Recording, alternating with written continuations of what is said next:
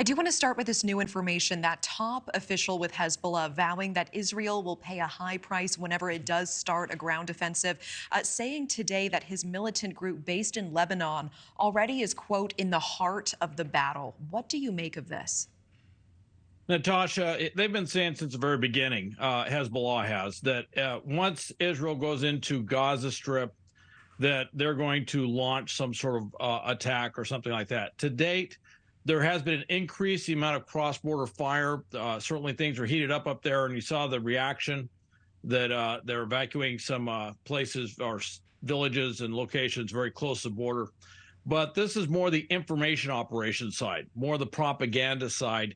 It's to try and deter Israel from going into the Gaza Strip. And Hezbollah knows they're in a tough position. Lebanon's in a tough position too. And they know that if they go in a major way, that this could cause not only the destruction of Hezbollah, but really, in some ways, a socioeconomic destruction of southern Lebanon. And I appreciate that context, and we have a lot to get to. I do want to ask you about aid. Israel has cut off access to water, food, and power to Gaza. And we know these trucks, they're carrying enough water for 22,000 people for just one day. International aid groups are saying this is not nearly enough. They're saying more aid needs to get in now. How dire is the situation, and how does that happen?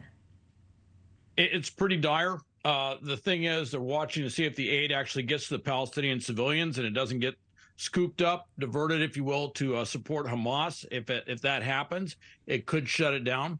This was the first shot at it. 20 went in. I think there's about 200 other trucks lined up at the border ready to go in.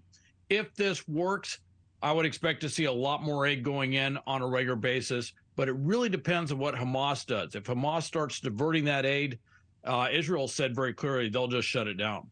I do want to ask you about the two Americans as well tonight, that mother and daughter from the Chicago area released by Hamas. Why do you think Hamas released them? And should we expect more hostage releases from Hamas in the coming days? Well, the purpose of Hamas taking hostages is to use them as leverage with Israel. First, use them as human shields. Now what they're doing, and this is something really, it's a classic out of the Iran hostage playbook, if you will, is you release a few at a time. And the idea is they keep releasing them a few at a time. It delays Israel from going in. But frankly, I don't think it's really going to have the same effect. There is some propaganda that they were going to release two more, and Israel said no. There's absolutely nothing I've seen that supports that other than Hamas making a statement. The reality is they're going to try and get as many hostages out as possible, but the military operation, as it looks now, is going to go regardless. And as well, I know that you've been closely tracking a French assessment of what happened at that hospital bombing in Gaza. What are they finding? What do you make of it?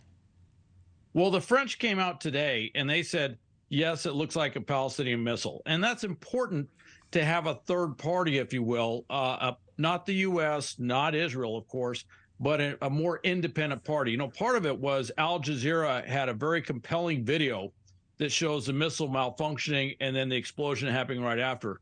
That's good that it came from Al Jazeera. Now you have a European country not directly involved as much as everybody, all the others, saying, look, we've assessed this, come up with the same conclusion.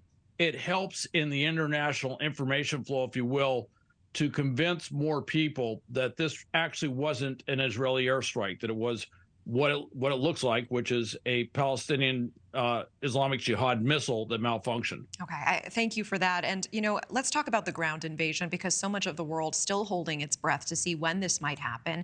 Israel is expected to begin that ground invasion of Gaza seemingly any day now. Certainly there's concern it will beget more violence. Where do you see this conflict ending? What are you predicting at this point?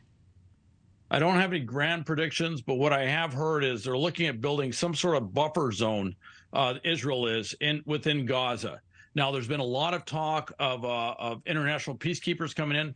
Interestingly, there's been a lot of talk of regional players, other Arab nations putting peacekeepers into whatever happens after the main combat action is over, to help with not just keeping the peace, but also help with the rebuilding process and what has to go on.